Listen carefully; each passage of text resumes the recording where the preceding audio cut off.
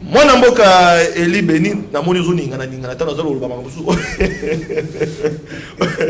oko ninga na olingi sembote o papa sentinelle so le totondite eseke papa so baiba lelo yo bande ko na biso bloc patriotique ba biba ko tambola lisusu parce que esenge bo ba ete bande ko so la bloc patriotique bazali na ba exigence belé élection en 2023 zali ko intéresser bango esenge mapona me ekene malamu mais avant mapona me ekene malamu kadi ma wana esenge la longa kadi mesengeli alongwa atika place na batoyo bazali ba politique té pour basala bisala esenge kelasi oyo lelo yo komi ko jouer kelasi ezaki gratuité ko fele mais na école catholique pour les parents ami sa wanga na te pour bana ne batanga na école catholique yo pepe bana batanga l'école catholique bato c'est ba yeba kuna pe lisusu eza ko mata yo za parents o ko mona ko kaka souffle Tshisekedi bolaka ki biso biloko na to ko tana l'état de siège lelo bande ko bloc patriotique ba bete esengeli bolu ma parce que bozo kokate compétence malobe pana 3 minutes Ndeko Flavien merci mingi pour la maloba oui ndeko nanga to komi na situation mo na mboka zelo ko monotonie autant la caméra merci beaucoup bana mboka senga ba ke bloc patriotique o sangana ki o basala ki marche de soutien on a Léopard samedi et l'équipe baza justement animé la mauvaise foi parce que surtout dans le bloc wana au monde ndeko bandeko Senko bazawana qui sont des frustrés et c'est que l'autre ça va n'amboka du solo moko est intéressé par moi parce que il faut vérité et banana la peuple parce que le côté les moins je crois que bandeko Senko et loko ezo mabango ezo tina bango le loba bumbisa moi n'amboka Félix Antoine Tshisekedi en ce qui concerne gratuité na ma monsieur ezali d'abord situation ya mwanda et c'est une population ba dossier on a lelo situation ya mwanda oui mwanda ndeko to comme na mwanda zuzu yoka beta biloko to beta biloko peuple aye ba vérité ndeko cardinal Mosengo en son temps a signé un contrat mo na firme américaine moko au na compte ya RDC à orientant na Vatican il fallait RDC à Zouaka 144 000 barils mètres cubes il y a baril il y a pétrole à orientant na Vatican alors Angola paie à Zouaka même quantité il y a pétrole maintenant ndeko era kufi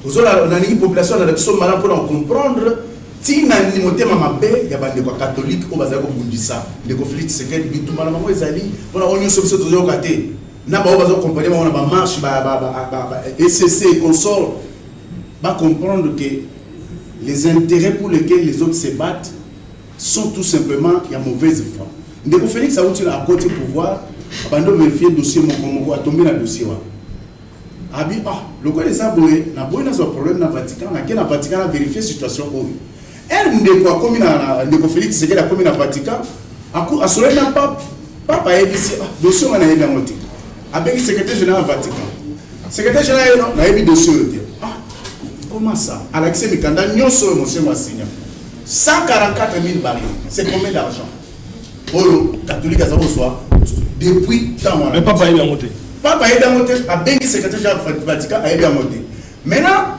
elle Mosengo qui les cardinals Mbongo et les autres trouvent l'occasion de se faire de l'argent. Malheureusement pour eux, ils butent sur Félix Tshisekedi qui cherche d'abord à vérifier avec sa diplomatie agissante. A comme on n'a pas payé finalement, on a eu dossier qui est soit dans le trésor public. Le président de la République a souvent noté, comme il s'agissait d'une firme américaine, on va signer à quel États-Unis. Et là, comme on a vérifié, il dit non. Dossier c'est comme ça que Balobi non okende bo utilisango bo tchama na trésor même si Vatican et Awa bo pesa bango telo mo te biso to soutenir dino voilà le nœud du problème l'église catholique dessous les cartes yango mis à part cela basant un dossier à 6 000 écoles fictives au ba créer ba la rambo ceux qui passent au 6 000 écoles. Et qu'on bimana libanda, to kochamo libanda na mikolo ya. Mona mboka zo bunda. Le professeur Bibi finalement a bloqué le dossier. Voilà la situation ça la mbongo ou tembe consort kanda na bango ya mwana zoka que non parce que agiter ba ndeko ya la muka ba agiter ba ya PPRD non ba to ke nzira est-ce qu'ils vont ba yebi les dessous des cartes des uns des autres ce qui au total ba ndeko ya PPRD na kata ya sanga wana et c'est justement congloméré ba aventurier parce que lobby so total en 2006 de Kabila azalaki ba province so tali azalaka interprété par Ndeko Kamere.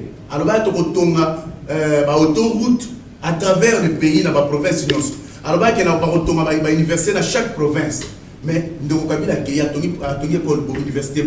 L'autre, il y a aussi un doctorat en Afrique du Sud. Est-ce que Ndeko Kabila a une amboka? Les gens vont se sélectionner. Sur total, le mariage contre la nature, il y a la Mouka, Fayoulou, qui s'est fait baiser le jour où il y a Marchouana. Il y a quelqu'un qui m'a soutenir, mais il a été surpris. Antonin Nzembo, on a eu l'autre fan de Nestor sur le plateau. Il y a mis Nzembo, Martin Fayoulou, surtout qui m'a Kabila Zonga. Oh, mais. Comprendre non non ça vérité parce que tout ce monde là n'a rien à offrir aux Congolais mais par contre le président de la République mais voilà aux dénoncer mais bande ko bazo senga ti lelo na tangilo ba biloko zo tambola te gratuité enseignement tambola et simba sous-souté d'autant plus que bato ba c'est que ba futa l'école catholique et ça échec déjà la muka bana de ko tambola pe le bloc patriotique ba tambola est-ce que là échec qui a Félix Tshisekedi de ko Félix Tshisekedi a échoué parce que surtout talibien de ko Félix Tshisekedi a ya coûté enseignants ont touché 50 000 mais les enseignants ont touché 400 000 francs. Ça veut dire que ce n'est pas suffisant pour suffire à besoin de ces enseignants congolais, mais le travail est en train d'être fait. Et je vous signale en passant que sur les 144 000 barils, pardon? Non, c'est très important pour parce que l'école catholique. Bien que vous soutenez Félix Tshisekedi, mais gratuité pour échouer. Le bassin de la population. T'as la capitale. Au refout, au foot, pour la banne. Place Batanga, les catholiques privés. Donc, la question si il faut la répondre en ce qui me concerne, je ne suis pas concerné. Mais na baye on va concerné, baye baki mon amboka. Ami sera concerné. Oui, mon amboka Félix Antoine Tshisekedi Tshilombo azo bunda. On répond. Non, mais nazoya. Chité au monopolisme à l'obate. Non, monopolisme à l'obate. C'est ça. Il y a molobeza mo mingi. Au refout au foot te. On va concerné ba foot te. Na lobi boye. Gratuité échoué. L'État échoué. L'État n'a pas 144 000 barils. Ils ont autant de barils qui sont affectés dans ce pays. La gratuité enseignement. Merci beaucoup. Justement, on est